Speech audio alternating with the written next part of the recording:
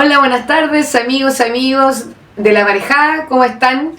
Estamos de vuelta con nuestros programas, con nuestras entrevistas, esta vez en La Marejada de Preguntas, por La Marejada, nuestro nuevo programa de entrevistas con diferentes personajes de la vida política, social de nuestro país. Y para comenzar esta temporada, este ciclo 2025, nos acompaña nada más ni nada menos que el precandidato presidencial, el profesor Eduardo Artes. Un aplauso. Profesor, ¿cómo está? Muy bien, contento de estar con ustedes, a disposición, así que usted tiene la palabra, nada más, y un saludo a todos los que están al otro lado de la pantalla. Muchas gracias. Profesor, bienvenido, y bueno, primero que todo quiero preguntarle por su tercer proceso ya de candidatura presidencial. ¿Cómo va? ¿Cómo va las firmas? ¿Cómo va su campaña? En lo práctico. En lo práctico. Mira, en lo práctico es un temazo. Y te voy a explicar por qué. Tenemos un claro apoyo a la gente. Ojo, es mucho más que las otras dos candidaturas. Y eso se nota. Yo he tenido algunos encuentros, inclusive casuales, con dirigentes universitarios. Por ejemplo, otro día fui a la Facultad de Derecho de la Universidad de Chile, que los jóvenes tenían unos stands ahí de los distintos partidos. Entonces había unos compañeros de la corriente nuestra, que se llama la Corriente Estudiantes Populares, la CEP, estaba con una mesita y un toldo, y además también, de todas las orgánicas. Entonces yo le dije a un compañero, vamos de pasadita a saludar a los chiquillos, vamos, fui. Y entré, y inmediatamente los cabros empiezan a aplaudir, empiezan a bajar los chiquillos de todos lados. Teníamos fácilmente unos 500 jóvenes ahí, no, en serio. Dejen sacándose fotos, llevando los flyers nuestros o los volantes. Yo estudié el tiempo los volantes, ¿ya? Pues, en el cual indicamos cómo hacer el patrocinio. Algunos hacían preguntas y luego yo contestaba más o menos en voz alta para que pueda escuchar la mayoría. A veces hacían filas para sacarse fotos, después otros estaban jugando ping-pong y me llevaron para allá, jugué hasta ping-pong con ellos. En fin, estuvo muy bueno. Pero esto también se ha dado en la Universidad Padre Hurtado, Humanismo Cristiano, etc. Dentro de los jóvenes ha calado muy fuerte la candidatura. Ahora bien, el tema es que tenemos que tener 40.000 patrocinios, que no es una cifra menor. Claramente, el formato, ¿no?, que entregó Cervel para hacerlo es un formato que yo no voy a calificar de intenciones, pero perjudica evidentemente a los candidatos independientes. ¿Por qué?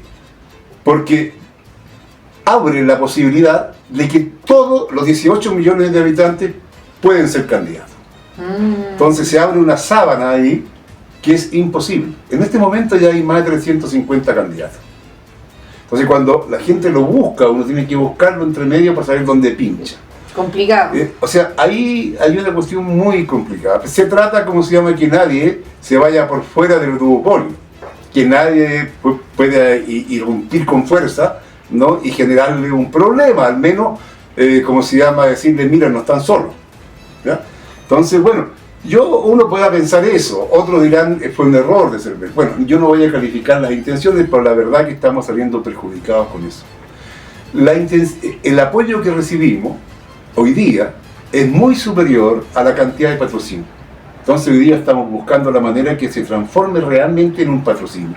Y es muy fácil hacerlo porque la gente entra a patrocinios Cervel y desde ahí para adelante empieza con los pasos, ¿no? Vía remota y no hay ningún problema, ¿no?, con la clave única. Además estamos buscando la manera de hacer también en papel, en físico, en notaría.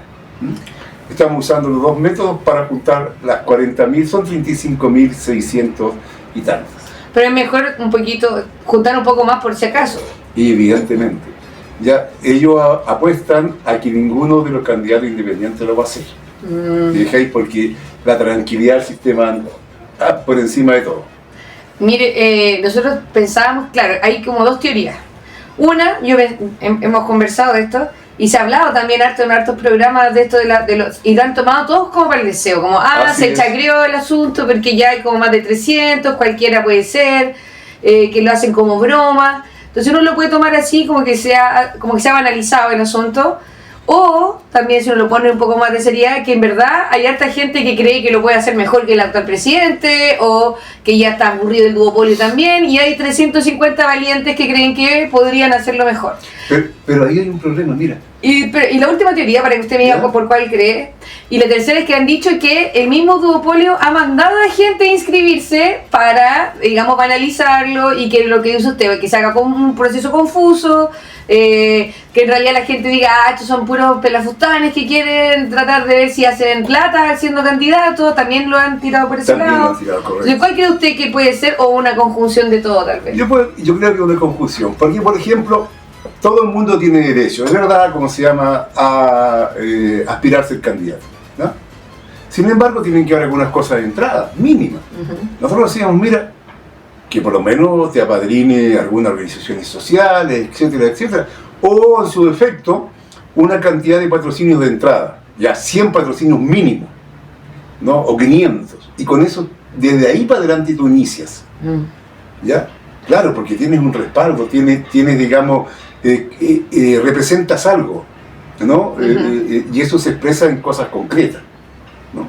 Entonces, esta aparente democratismo así, de esta manera, en realidad es para impedir el proceso democrático.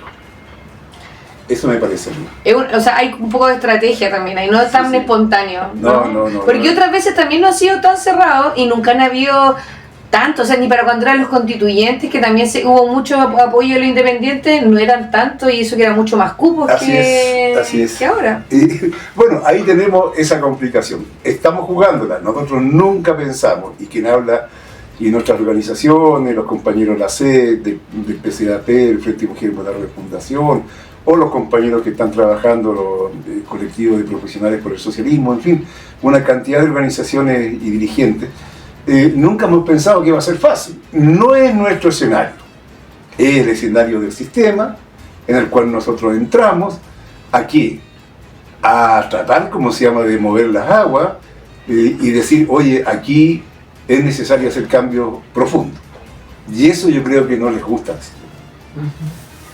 Bueno, muy bien, eso era como el lado práctico. Ahora quiero que vayamos más a lo que es el programa propio que usted le quiere proponer, ¿no?, al país para ser presidente. Y bueno, la primera pregunta tiene que ver con algo que a mí me interesa mucho preguntarle. Como le decía, yo soy profesora también, somos colegas, y tengo al menos un diagnóstico personal de la educación que es un poco terrible. Yo creo que la educación ahora vive una crisis muy profunda en cuanto desde todo, desde el financiamiento, desde la infraestructura, desde el sentido. Como que no se sabe si quieren que los chicos sean universitarios, si quieren que seamos técnicos, si quieren que seamos, no sé, los chicos no tienen, todo el mundo habla de la educación integral, ¿verdad? Pero en ninguna parte hay tanto arte, no hay apoyo al deporte, no hay infraestructura, no hay implementos, o sea, y este gobierno, ¿para qué decir verdad? No, que era el gobierno de la educación, de los estudiantes, no hemos hecho absolutamente nada en educación. Entonces yo quiero que usted me dijera cuáles son sus principales ejes en esa área que creo que está como muy relegada y que está realmente una crisis importante. Bueno, es verdad, está en una crisis importante y una crisis permanente que ya lleva años dando botes, buscando soluciones a veces en copiar algún modelo extranjero que nunca calza en la realidad nacional. Pero el problema fundamental pasa porque la educación es algo que dice relación con el proyecto de país. Y cuando vivimos en un país que no tiene un proyecto, ¿no?, que a nosotros nos metieron el dedo en la boca diciendo que el mercado regulaba todo, hasta las relaciones personales, todo. Y hoy día Donald Trump nos dice que no, que en realidad hay que poner aranceles, sanciones, bloqueo y todo tipo de cosas. Y nos lleva a la realidad, que siempre ha existido, nunca el mercado regulaba todo, pero menos en la educación. Entonces, mira, Chile, aunque nunca ha sido un país socialista, ni mucho menos, pero sí en algunos momentos la educación jugó un papel de construcción del país, porque había un sueño con una perspectiva. La gente estudiaba incluso por correspondencia, ¿no? Claro, por correspondencia les llegaban los materiales, que si yo en ese tiempo no había ni siquiera fotocopias, sino que impresos en mimeógrafos, etcétera, etcétera, y estudiaba. ¿ya? Porque tenía el deseo de estudiar y había una cierta idea de país, de servir, ¿no? Aquí la mayoría, por ejemplo, de las filarmónicas, de los grupos de literatura, de teatro, en fin, etcétera, estaban los profesores. O sea, el magisterio fue una parte importante en la construcción de este país. Hoy día no pasa eso con el magisterio. ¿Pero por qué no pasa? ¿Porque los profesores son más malos hoy día que antes? No. Simplemente porque no hay un proyecto de país. Exacto. Aquí, por ejemplo, en el pasado, inclusive la burguesía tuvo algo de proyecto, ¿no? Creó la Corfo, la INDAP, que creó una serie de cosas para industrializar el país. Y decir, mira, necesitamos tal cantidad de técnicos en esto, tal cantidad en esto otro. Ahora nada, es el mercado. Y como es el mercado, incluso hay algunos candidatos, como algunos innombrables, como es Kaiser, que dice que va a eliminar el Ministerio de Educación. ¿No? Y que debe ser el mercado que regule la educación. Bueno, ya lo está regulando, pero ahora en una forma brutal. O sea, no les interesa ni siquiera que existan planes y programas. ¿Ya? Que cada colegio tenga su proyecto como se le antoje. Así es. Entonces, de tal manera que cada uno va a ser con una ubicación de clase muy marcada, más marcada incluso que hoy día. Eso es lo que busca, ¿no? Entonces, la educación tiene que tener elementos materiales, o sea, porque tiene que haber un apoyo real, pero además debe funcionar la vida social, porque si los niños y las familias están disociadas, ¿no? Como consecuencia de falta de trabajo digno, porque en Chile no hay trabajo digno, la verdad las cosas que no hay empleos dignos, la gente se salva como puede. No, hay una discusión grandiosa, qué sé yo, los matinales son asquerosos, cómo hablan todo el día del comercio ambulante. Es verdad, está todo el país lleno de comercio ambulante. Y que hay algunas bandas y narcotráfico al interior también existen. Pero esa expresión de pobreza. Exactamente. De acuerdo a los propios índices del Ministerio del Interior, los que tienen puestos realmente que venden zapatillas y esto y lo otro, hacen más o menos un promedio de mensual de 800.000 pesos de ganancia. La pregunta es, ¿quién quiere estar de todo el día, con lluvia, al sol, en la calle? En peligro. En peligro, todo lo que significa para 800.000 pesos. Y peor, ¿quién quiere estar por mucho menos, casi por subsistencia básica, ¿no?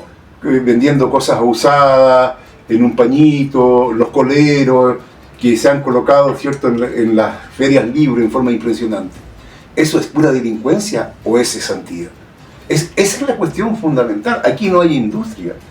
Entonces, la educación, y con Volvamos a la educación, está íntimamente relacionado con el carácter del país. Y también hay que tener un respeto determinado. Mira, yo me recuerdo cuando de repente viene la inclusión y todo esto, muy bien, excelente, está excelente. Pero llegaban niños con necesidades especiales a la sala y tú tenías un curso de 45 niños. Y estabas solo. Y solo. Y tú no tienes la expertise, no estabas formado para atender niños con necesidades especiales. ¿Y qué hacías? ¿Atendías nada más que a ese niño y los otros 44 que pasaban? ¿O al revés? Y dejabas botado al niño. Y el niño, como tenía necesidades especiales, también creaba una conducta, un desorden determinado, porque es normal. Entonces, esto de jugar a ser como inclusivo, democrático, cargando a los trabajadores de la educación, yo creo que es una frescura y una indolencia impresionante hacia los estudiantes, hacia la comunidad y hacia los profesionales de la educación. Hoy día hay mucha agresividad sobre los profesores. ¿Pero por qué hay? Es la pregunta. Mira, yo cuando empecé a hacer clases, la gente me decía, profesor, usted hágase cargo y ponga las cosas claras nomás con el chiquillo. Y tiene que aprender a leer, tiene que aprender a esto. La gente tenía sueños. La gente tenía sueños. Hoy día no tiene sueño. Hoy día lo que le importa es miente. Y ganar dinero. Y ganar dinero como sea. Como sea. Porque la gran mayoría de la población no se ve en puestos de gerentes. que es, bueno, lo que usted dice del proyecto tiene mucha razón. A mí lamentablemente me ha tocado entrevistar a muchos jóvenes, porque ahora estoy ejerciendo el papel de orientación vocacional, que ha sido muy bonito saber qué es lo que quieren ser. Pero cuando le pregunto, ya, pero tú ¿por qué? ¿Dónde quieres ir? Y me dice, yo quiero estudiar lo que más me dé plata. Quiero estudiar medicina porque me da plata. No porque quieres ayudar a la gente, no. Porque, y cuando le digo, y cuando tengas plata, ¿qué quieres hacer? Tener más plata y comprar casas para rentar y tener más plata. Pero digo, ¿pero para qué? Por último dime, quiero irme de vacaciones, quiero ir a un yate, pero ¿para qué quieres tener tanta plata? Y no saben. Es como que el sistema, de verdad, los jóvenes, por eso digo que la educación está en crisis, porque no solo porque se llueva o porque haya mucho calor, que también es cierto, que creo que es base que los niños tienen que estar en un lugar digno estudiando, pero la base para que puedan aprender. Lo segundo es que como no tiene sentido, los niños no tienen proyecto de vida. Y ni siquiera saben por qué quieren tener plata. Yo encuentro que es terrible. Es una locura. ¿Sí? Pero hay una cuestión que bueno que tocaste esa cosa de la vocación. Mira, yo siempre he sostenido, bueno, yo para nadie he conocido un misterio que yo soy comunista, ya soy marxista-leninista. Yo considero igual lo que pensaba Federico Engels sobre la educación. Esta debe estar ligada íntimamente con la práctica. Tú hoy día encuentras una cantidad de profesionales frustrados que estudiaron algo que no les gusta y están amargados todo el día, hacen mal su trabajo, son amargados ellos, porque buscaron nada más que el elemento de la plata, tal como lo dices tú. Debiera estar desde la enseñanza media, ojalá desde la temprana enseñanza hasta la básica, ligada al trabajo. ¿Ya? De tal forma que tú dices, yo voy a estudiar medicina, ¿de acuerdo? Entonces tienes que ir a un hospital tomando todas las medidas, qué sé yo, en forma organizada, de manera que no te contamine ningún virus, nada, y vas a partir barriendo en el hospital. Vas a sacar la chata a los enfermos. Vas a aprender todo esto. En realidad no me gusta. O sea, porque tienes que tener... algo de... Claro. Claro, porque si no, tú llegas y tienes un montón de profesionales, ¿no?, que de verdad lo hicieron exclusivamente por un problema de dinero. Deben de pasar por el sedazo del trabajo. A lo mejor no van a aportar nada en el trabajo, ya van a hacer más desorden que aportar, pero sí van a poder calificar y autocalificarse, y habrá quien los califique también si tienen las condiciones para lo que ellos dicen o no dicen. Es una buena medida, la voy a pensar en el colegio a ver si lo llevamos ahí a una experiencia vivencial, ¿no?, del trabajo. Bueno, vamos a pasar a otra área que está muy ligado con lo que usted me acaba de decir con respecto a la educación, que es la economía del país, que también tiene que ver con un proyecto de país, ¿no?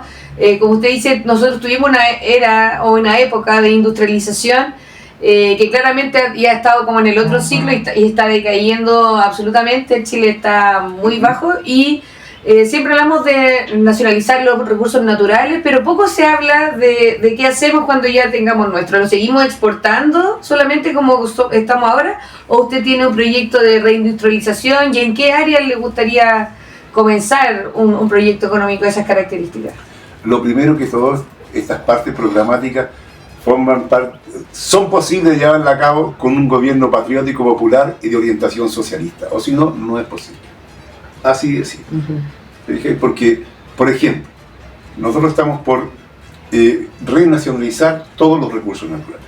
No puede ser, por ejemplo, que en el cobre nosotros estamos produciendo el 28% del cobre de todo el mundo. Y solamente Codelco tiene un 30%.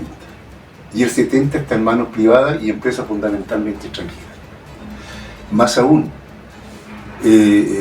según los cálculos de los propios de la Federación de Trabajadores del Cobre, se van más de 2.500 barcos de alto tonelaje con concentrados de cobre, es decir, con tierra, y ahí va entre medio las tierras raras, el oro, etc. ¿Ya? Pero si eso lo tuviéramos con fundiciones y refinado en Chile, solamente necesitaríamos como 30 barcos. Y este es un gobierno ecologista, y estos gobiernos hablan de la ecología. Y tú comprenderás que 2.500 barcos contaminando todos los mares, a 30 hay una diferencia muy grande. ¿Y a dónde se refina? Japón, ¿cómo se llama? Hamburgo, en Alemania, y en China. En China donde están las principales refinerías. Y ahí se obtiene por lo demás. Acá es tan grave que en este momento no hay ni siquiera para pesar lo que se saca en la, ¿cómo se llaman las aduanas? Ni tampoco escáneres para saber realmente lo que se está sacando. Claro. Ni la cantidad ni la calidad. Hay un robo absoluto. Se hace fe a lo que dice la, ¿cómo se llama? La boleta que entrega el extractor. El extractor. Es una barbaridad. ¿Te fijas? Se van tierras raras, se van un montón de otros materiales. Todo que podríamos nosotros tener solucionados, todos los grandes problemas que tenemos en educación, salud, vivienda, que tenemos un déficit de vivienda de más de 1,5 millones, tenemos 3 millones de personas en lista de espera, un desastre y todos los problemas que tenemos. ¿Ya? Bueno, pero hay que industrializarlo. Cuando viene, como se llama, Boric y dice demagógicamente, como es su estilo, ¿no?, que iba a crear la Empresa Nacional del Litio.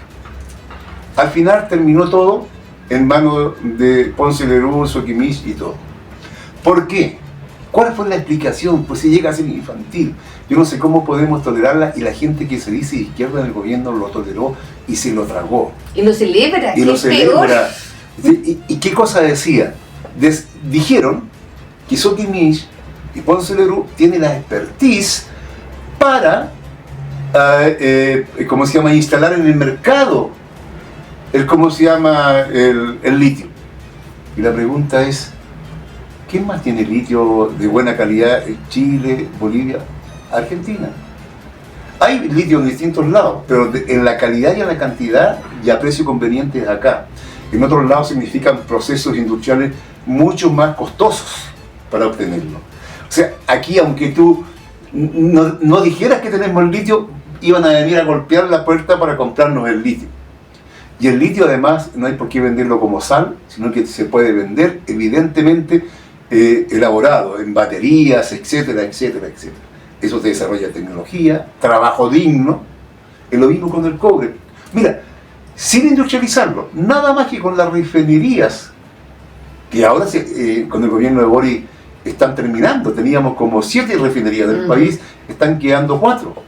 O sea, con el gobierno de Boric se están acabando, ¿no? Bueno, se cerró la de, ¿cómo se llama? Quintero. Sí, la de Quintero. Ya, y o Ventana, ¿no? Se cerró por una cosa muy simple, porque era contaminante. Sí, en su momento fue contaminante, pero ya hizo daño. Quedó también la gente envenenada con la presencia de la...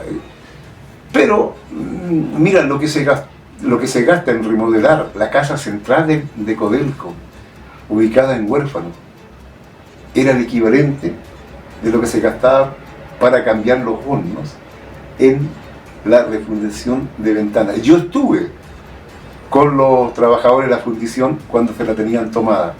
Fui el único que fui recibido por ellos, estuve en la asamblea con ellos, etc. Entonces, ellos entendían y me decían, mire, tal es así, que aquí cerca se plantan lechugas, etc. y que la vende el Jumbo. Entonces me decía, si tú no estuvieras contaminado, significa que todo el mundo está comiendo lechuga contaminada.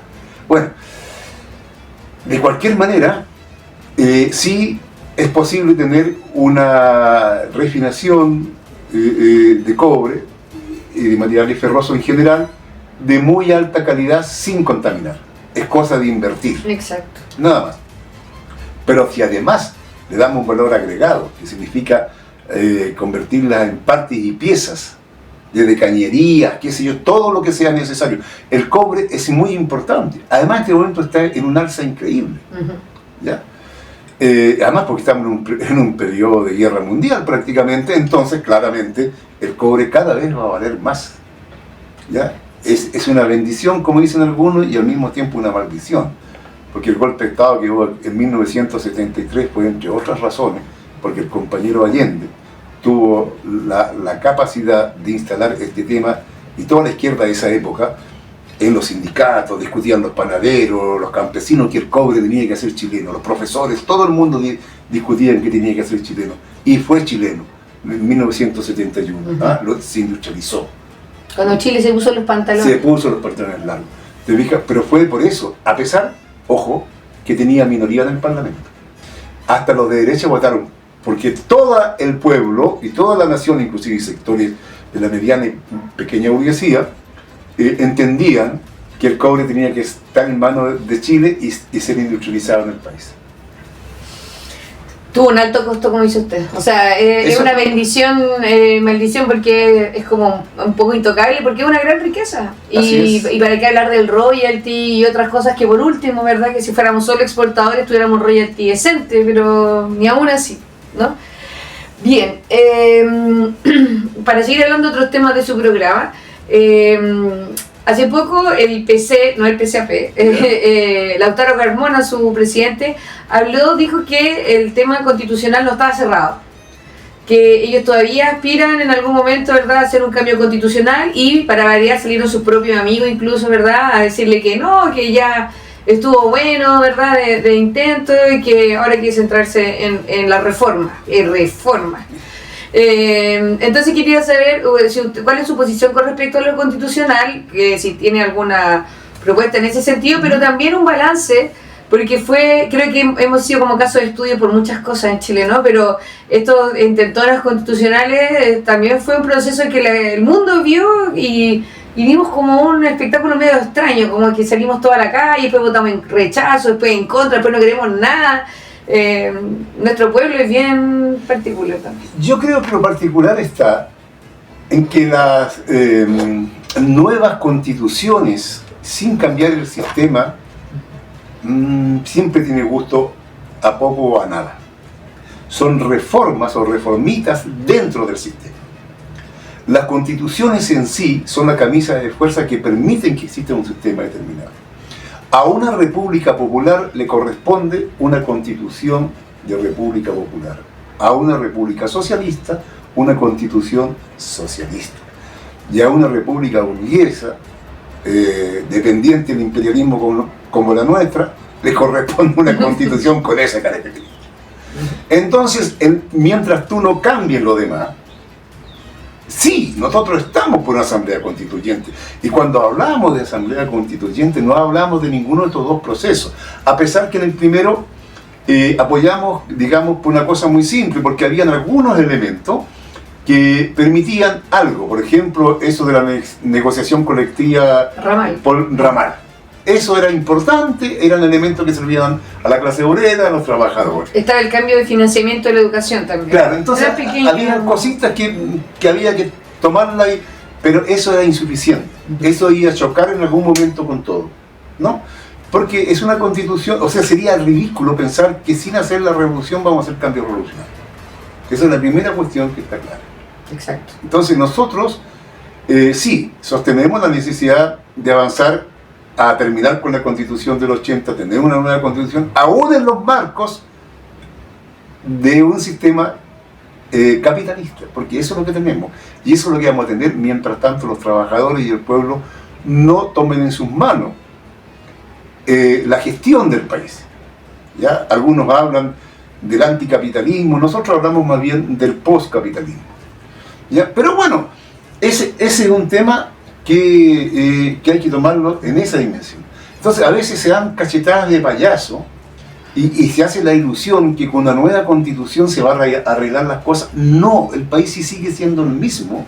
Tú puedes cambiar, que no, mira, va a haber un poquito más de derechos, no sé, con los animales, con esto, con lo otro, va a haber una cantidad de variaciones que van a ser cosméticas, que no es el tema central.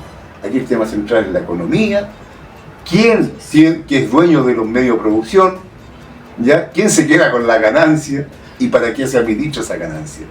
Ese es el tema central. No que el mercado regule todo, eso está bien complejo y estamos viendo los terribles perjuicios que son. Bueno, y por último, para ir cerrando ya como bloque más profundo, ¿no? También lo hemos leído harto y lo estamos siguiendo, profesor, y hemos leído su opinión con respecto al gobierno actual. Te dijo que más bien habría que sentir desprecio. Así es. En ese sentido, y no es tampoco ninguna sorpresa para nuestros seguidores, tenemos una opinión muy similar, pero nos gustaría saber las razones concretas o por qué habría que sentir desprecio. Nosotros tenemos hartas razones, pero nos gustaría escuchar la suya. Sabemos que no es solo una. Entonces, tal vez si nos podéis decir las principales 3 razones de por cuál usted condena este gobierno de alguna manera. Mira, hay algunas que son de carácter ideológico, ¿no? Es un gobierno neoliberal. Aquí no ha cambiado nada. Esos son de carácter ideológico. Lo otro es una cuestión práctica. Las promesas de reforma o reformitas, todas quedaron guardadas, como se llama, en el baúl de los recuerdos, porque no queda nada. Por ejemplo, de no más AFP, pasamos a más AFP. ¿Cómo se llama? A prácticamente eternizar dentro de este sistema capitalista la AFP, darle muchos más recursos y como siempre, las pensiones van a ser malas porque no está hecha la AFP para dar pensión. Entonces, el engaño fue absoluto. De no más TPP-11 pasamos al TPP-11. Que la ISAPRE, al final se salvaron las ISAPRE, pero mira, tú... La no militarización de la Araucanía. La Araucanía está militarizada, como si, a propósito, aprovecho la ocasión de que tú me dijiste eso, estamos exigiendo nosotros que Héctor Yactul pueda ser trasladado del penal de la 8ª región del Biobío, ¿no?, al penal de, ¿cómo se llama?, Temuco. Es una demanda que han hecho ellos y tienen todo el derecho. Ojalá eso todo el mundo lo repliquemos, ¿no? En fin, tú por el lado que le busque, él se reclama o se reclamaba en un momento determinado en forma cínica como heredero, poco menos el compañero Allende. Pero el compañero Allende era antiimperialista, el compañero Allende hablaba de socialismo. Todo el mundo hablábamos de socialismo en ese momento, hasta la DC hablaba del socialismo comunitario, los radicales socialismo democrático. Claro, otros hablaban del socialismo de la vía pacífica, que fue la Unidad Popular. Y algunos los más que hablábamos de la insurrección, ¿eh? Bueno, pero todos estábamos claritos que había que cambiar esta sociedad. Hoy día, de ninguno de los que se reclama de izquierda habla de socialismo. Todos ven cómo mejoran, hacen algunos maquillajes a lo que existe. La dirección del PS, la dirección del PC, a no ser que sean un simposio interno nomás para guardar la forma, podrán nombrar la palabra socialismo, pero hacia afuera, que nosotros sepamos que existe una campaña, que hay que superar esta sociedad, que no basta, como se llama, con reformas, con cambios cosméticos. Eso no se escucha. Por lo tanto, no tiene nada que ver Boric, ¿no es cierto?, con Salvador Allende. Entonces, en realidad para tener de repulsa, ¿no? Porque cuando se engaña a las masas, se engaña desde el punto de vista político, ideológico, en lo concreto, en lo diario, ¿ya? No. Mira, un fascista es un fascista y un carajo, y tú le puedes sacar todo lo que quieras, ¿ya? Y pegarle también, y todo lo que te quieras, ¿ya? Está bien, ¿ya? Pero cuando alguien se disfraza de izquierda y trabaja para la derecha, es repugnante. Y además que yo creo que, bueno, 2 cosas. Una, que claro, en ese sentido Boric aleja más gente de la política. La gente es el mayor daño, porque uno se puede enojar porque hace o no hace, pero cuando la gente ya no confía, cuando la gente dice, ¿qué me importa votar si al final me dice una cosa, hace otra? De verdad la gente dice, ya, ¿para qué voto? ¿Para qué me interesa la política si todos me engañan? Este dice que iba a ser del pueblo, que no sé qué, que iba a ayudar a lo mismo de la AFP, de la ISAPRE, y hace otra cosa. Entonces mejor ya me da lo mismo por quién votar, y la gente se aleja, se desilusiona. Y segundo, con respecto a lo que usted decía de la AFP, me parece increíble, claro que ustedes es más AFP, le dieron del 10, pasaron al 16%, pero además, lo que yo pensaba el otro día, el Estado está en graves problemas económicos por pagar la PGU. O sea, le damos más plata, pero nosotros nos hacemos cargo de toda la pobreza que dejan. Entonces, el Estado, como usted decía, el mercado se regula solo, pero el Estado tiene que estar como con las cubetas de las goteras que deja, porque no O sea, si solo tuvieran la AFP, realmente habría un montón, las pensiones serían aún más bajas. Miserable, más miserable lo que el Estado tuvo que hacerse cargo de todo el bolsón de pobreza que deja el AFP con la PGU y sacar plata de la Corfo, sacar plata de todos lados para poder mantener al mercado. O sea, ya ni siquiera es que el mercado se regule, es que el Estado es la base del mercado para que se regule o para que pueda... Bueno, surgir. ahí es importante lo que tú dijiste. El Estado no es neutral, ¿te fijas? El Estado capitalista está al servicio de los capitalistas. Y el Parlamento, como los nuestros, está al servicio de eso. Y es por eso que se coluden las empresas, es por eso que está el raspado de la olla que piden algunos, por eso que hay la ley Longueira, y por eso que pasa toda la barbaridad. Es una ilusión. Los trabajadores y el pueblo nunca debemos de pensar que un Estado que no es ajeno va a resolver nuestros problemas. El Estado está para favorecer a la clase a la cual pertenece. Ya hablábamos en delante que las constituciones obedecían a estados distintos. Y es así. Entonces, claro, uno dice, bueno, entonces, ¿para qué vas de candidato? Sí, claro, vamos de candidato y con todas las ganas para plantear las necesidades de las transformaciones profundas, servir como un vínculo de reorganización de la izquierda, ¿ya? De la bandera del cambio, mantenerla en pie, en alto, ¿no? Que no vengan aquí a solamente estar los mismos de siempre, porque lo otro es dejar a esta izquierda hidropónica, que no tiene raíces, que no siente hasta desprecio de lo que ha sido la lucha del mundo obrero y popular en Chile, con las masacres, ya no habla de eso. Y si habla de eso es para hacer un evento y tomarse un vinito, ojalá francés. Y una foto en Instagram. Claro, y con eso ellos quedan muy contentos. Mientras tanto, los trabajadores viven en condiciones pésimas, le han quitado la posibilidad de organizarse, lo han trabajado ideológicamente de tal manera que ven casi al socialismo como una cosa dañina, empobrecedora, y no hay cosa más empobrecedora que el capitalismo. El capitalismo es lo que mantiene a la gente en la pobreza. Así es. Bueno, mire, lo bueno es que lo que usted dice es que de su candidatura que diga que no nos fuimos todos para la casa. Eso a mí me interesa. Que usted diga, existimos y no estoy solo, somos muchos. Así es. Los que no nos hemos ido y que vamos a seguir pensando en un cambio real, ¿no? Porque uno lo ve, o sea, yo creo que los políticos no, cuando se hacen parlamentarios sobre todo, entran con una cápsula, ya nunca más usan el transporte público, la salud pública, la educación pública. Por lo tanto, hay una desafección, o sea, cuando uno vive, trabaja todos los días y ve en carne propia los dramas del pueblo, uno dice, esto está patas para arriba. Mira, si no, para ellos todo funciona estadísticamente muy bien y uno sabe que no es así. Mira, la República Popular China, para llegar a lo que ha llegado, durante muchos años, los miembros de la Asamblea Popular, los parlamentarios en el fondo, los, ¿cómo se llaman? Los miembros del partido, eran los últimos en obtener los beneficios que producía la sociedad. ¿Te fijas? Y aquí los parlamentarios todos son los primeros en obtener todo. Eso le ha permitido llegar donde han llegado, con una credibilidad muy grande. Es lo mismo en la República Popular Democrática de Corea. Fíjate que allá el sueldo de un parlamentario es más bajo que el de un campesino. Y además es revocable y tiene que estar y discutir en la base social las leyes. Y de ahí la va a discutir arriba. No es que se encierren entre ellos a discutir lo que quieran.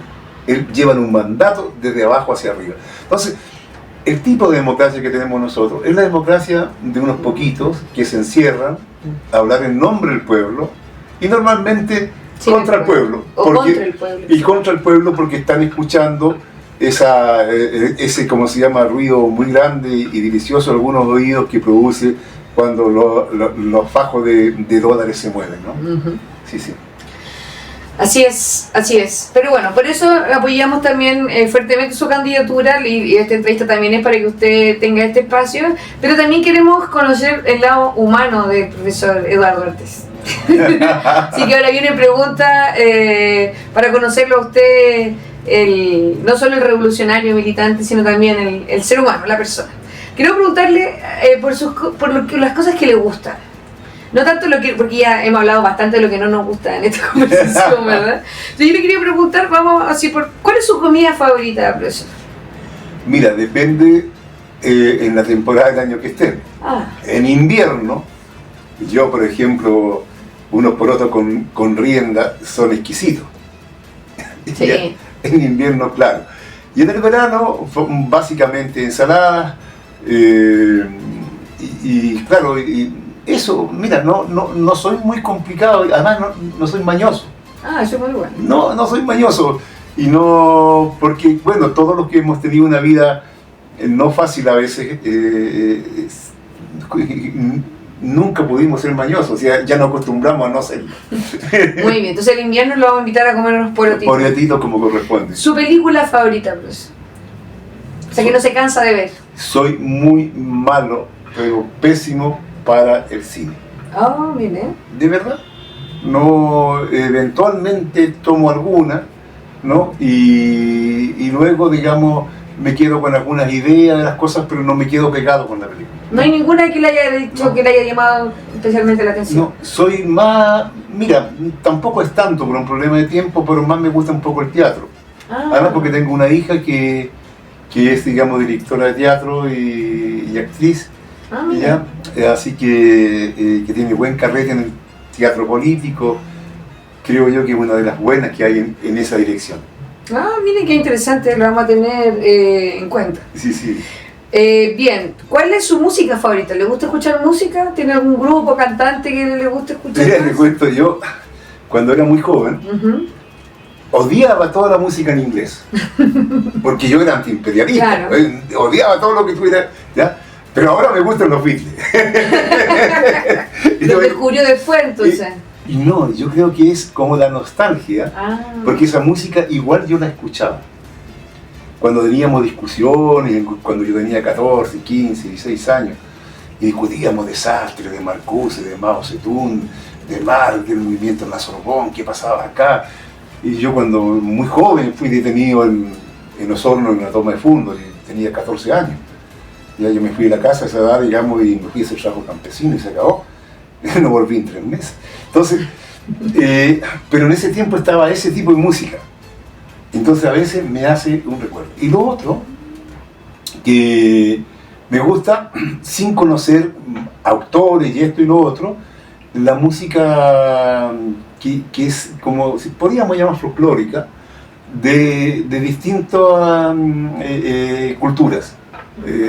Por ejemplo, puede ser árabe, puede ser española, etc. Porque todo como que tiene una fuerza, algo especial.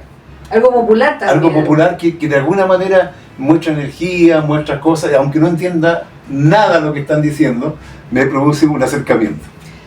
Mire qué interesante, claro, es como también conocer un poco el carácter de las culturas, como que la música muestra bastante eso. Mire qué... Profesor, ¿cuál es su país favorito? Bueno, mi país favorito, aunque tú no creas, es Chile. Porque yo lucho por transformar a Chile. Y aquí quiero pegarle una cachetada a todas esas preguntas tontas que normalmente le hacen de los reaccionarios dicen, ¿cuál es el modelo suyo? En el socialismo nunca existió modelo. Y si alguien en la vida tomó algo por modelo, era por incomprensión. ¿Ya? Yo he estado en la República Popular Democrática de Corea, estuve en Albania, 2 veces salí clandestinamente del país, estuve 3 meses el año 76 y luego el 86 3 meses con los albaneses cuando era un país socialista. Y bien, ese socialismo que ellos tenían era para su realidad. ¿No? Y cuando tú vas a Corea, los coreanos dicen, mire, esto nació en este momento. Y nosotros no somos Chile.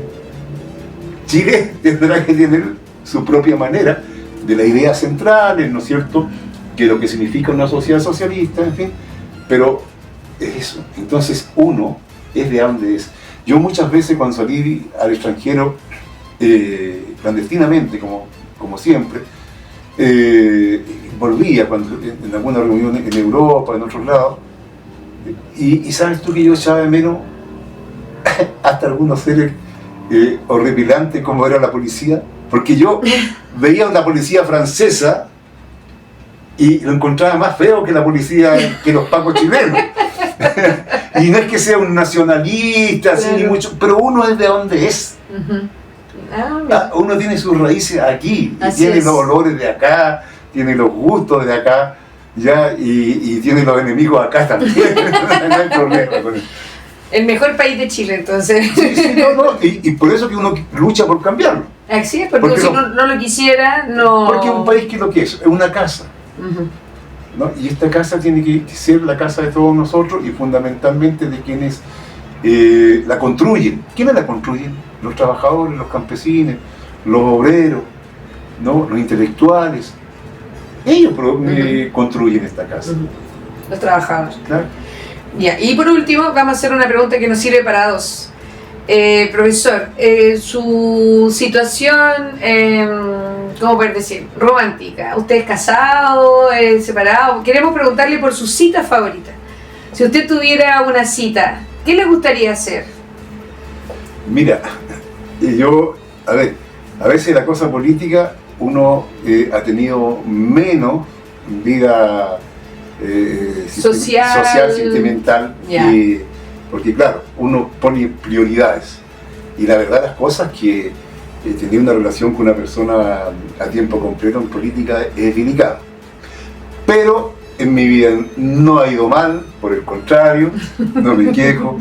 Yo fui casado en un momento determinado, luego me separé y bueno, el año pasado también falleció la mamá de mi hija, soy viudo. He tenido parejas, tengo pareja, ¿no? No me niego, digamos, a nada, pero sí con un sentido de eso de, ¿cómo se llama?, de buscando un poco, no sé, por el momento de felicidad, ¿ya? No es otra cosa, y de acompañar y acompañarse y bueno, y tratar de colocar los hombros juntos para hacer cosas. No tiene otra relación. No me quejo, a mí no tengo ningún daño psicológico, no quedo enojado con nadie en la vida.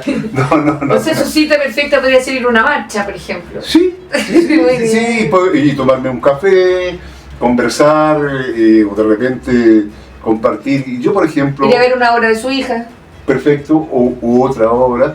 Y también, por ejemplo, de repente, ¿por qué no servirse algún plato que esté sabroso, que sea rico? Unos porotitos. Claro, y con un buen vinito, que no sea mucho, porque yo no tomo mucho. Me tomo una copita y es para socializar y compartir. Yo fumé mucho hace muchos años, pero ya hace muchos años que dejé el cigarro. Entonces, en realidad no tengo como vicios, ¿ya? No he tenido vicios, digamos, más allá del cigarro, en un momento determinado. Eso es muy bueno saberlo también, porque imagínense, hay que saber que el presidente que uno va a tener tiene buena salud, tiene buenas condiciones. Yo creo que usted muy bien, le ha ido bien en varios aspectos, así que estamos súper bien. Y por la última cita, la otro tipo de cita. ¿Alguna cita que a usted le guste, solo sé que nada sé, puede ser histórica, política? ¿Alguna cita que sea su preferida, su aliento? ¿Alguna cita? Mira, me pillaste así porque son tantas, ¿no? Y siempre, lo que sí quisiera decir algo, a lo mejor me voy a meter en problemas, pero no importa. Una vez tuvimos una reunión de una organización que teníamos que era el Juntos Podemos. Entonces estábamos discutiendo un punto para la formación del poder. Y un punto que me acuerdo que yo ayudé a redactarlo yo, que era el punto 6 del programa. Y ese punto 6 decía que nosotros no estábamos ni con la nueva derecha, o sea, ni con la vieja derecha ni con la nueva derecha. Y ahí estaba el PC. Estábamos todos. Entonces en una reunión ya el PC buscaba, o Lautaro buscaba, la manera de entrar en relación con la Concerta y todo eso. Y yo nombraba, sacaba mi papelito, pero aquí el punto 6 dice tal cosa. Entonces Lautaro se enoja, estábamos todos ahí. Estoy cansado de escuchar. Yo cuando joven escuchaba las citas, a propósito de las citas de Lenin, las citas de esto y lo otro, ya quedé así con las citas. Y me citan el punto 6 a cada rato. Yo no sé a pito de quién le molestaron las citas de Lenin a Lautaro, porque algo le quedó, y bueno, yo creo que a veces uno al hablar le salen cosas que... El inconsciente el inconsciente se suelta. ¿Sí? Usted era citado entonces en el punto 6, ya estaba aburrido Claro, de la cita. Yo le citaba y le decía, mira, el punto 6 a nosotros nos impide entrar en relación con la nueva derecha, porque eso es lo que decíamos todos, que la concertación en ese tiempo, ¿no es cierto?, era la nueva derecha. Claro, eso es lo que decía el Frente Amplio también. Claro, entonces, bueno, mira. Bien, y ahora sí, para terminar, profesor, le vamos a pedir esta otra sección. Se llama En una palabra. ¿Ya? Entonces esto es como un ping-pong, ¿me entiendes? Yo le voy a decir el nombre de un personaje de la política en general y de la vida cultural y social chilena, y usted me va a decir una palabra que con la que lo pueda... Difícil, quizás le cuesta un poco. Ya, vamos a hacer el ¿Ya? Vamos a hacer el primero. Stalin. La síntesis del marxismo-leninismo. Muy bien. Don Francisco. El show de la pobreza. Víctor Jara. Un grande que nos llega todos los días. Muy bien. Manuel Monsalve. El prototipo de los socios listos. Meo.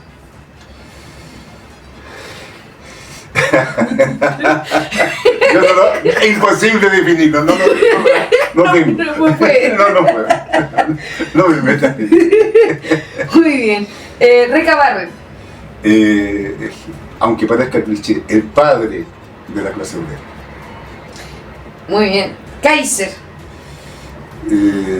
Ese es como se llama la brutalidad puesta en escena. Katy Barriga. Un peluche, como se llama, desordenado. Sin vergüenza, un peluche. Porque no sé qué es. Muy bien. No es política, no es nada. Evelyn Matei. Es como se llama es un anclaje orgánico a la dictadura fascista de Pinochet. Vamos a seguir la misma línea. Carolina Toa. Nadie es, o no todos, son como sus padres. Esa va para Meo también puede ser. Sí, yo conocí al padre de la Carolina Toa y cuando caí detenido en Osorno, él incluso me invitó a tomar un café y estábamos allá y era socialista, antes del gobierno de Allende, y era distinto. Sí, era otra cosa. Y por último, que está ya de moda nuevamente, Gabriela Mistral. Una gigante, una que está con los republicanos españoles, con unos versos bellísimos, y le canta cuando dice: no quiero que a mi niña la hagan reina. Sí, tiene que seguir siendo niña, humana. Muy bien, profesor. Bueno, con estas preguntas ya para salir un poco de lo tan estructurado, ¿verdad? A veces es bueno también reírse. Le agradecemos mucho su presencia, que haya venido hasta aquí, hasta nuestro hogar, estudio, a poder hacerle esta entrevista. Y no sé, unas palabras finales, si usted quiere dar algún mensaje a la juventud, a sus seguidores, para sus redes. Sí, mira, lo primero, agradecerle a ustedes, ¿ya? Y estar a disposición. Las veces que me requieran de mí, voy a estar, porque creo que es el lugar donde uno puede decir las cosas sin estar mordiendo. Para aparecer en la prensa es horrible, estimados compañeros, porque uno tiene que decir frases que sabe que la van a tomar y eso es lo que van a colocar, ¿ya? Pero no puede argumentar nada, no puede explicar nada, ¿ya? Así que aquí uno se siente no solamente cómodo, sino que realmente entregando lo que uno tiene que entregar. Segundo, llamo, como se llama, a todo el mundo a asumir esta candidatura presidencial como una candidatura de la auténtica izquierda, de la reconstrucción de la izquierda valiente, antifascista. Porque sin una izquierda valiente, antifascista, los fascistas van a bailar encima de nosotros. Lo que hemos conocido en este gobierno es quienes pavimentaron el camino para que los fascistas estén donde estén, con todo su entreguismo, con toda su cobardía, ¿ya? Con todas sus doblezas que han tenido y sus traiciones a las aspiraciones de la gente y el pueblo. Tenemos que reencantarnos. El futuro es nuestro. De cualquier manera, el mundo ha cambiado, está cambiando de eje. Ojo, ¿ya? Hoy día, todas las mentiras que nos dijeron de libre mercado, de un mundo sin frontera, de todas esas cosas, todas las mentiras están en el suelo. Por lo tanto, tenemos un nuevo mundo que construir. Y ahí la izquierda, los trabajadores, los pueblos, los estudiantes, ya los profesionales, todos tenemos un papel de primer orden. Para eso esta candidatura. Y los llamamos que nos den el patrocinio, entrando ahí a Patrocinio Cervel y haciendo todo. Necesitamos 40.000 y en forma urgente antes que el diablo meta la cola y nos deje afuera. Muy bien. Con esas palabras entonces, diablo, ándate lejos, por favor. Nos despedimos. Muchas gracias, profesor. Muchas gracias, equipo. Hasta la próxima entrega. Que estén muy bien. Chao, chao.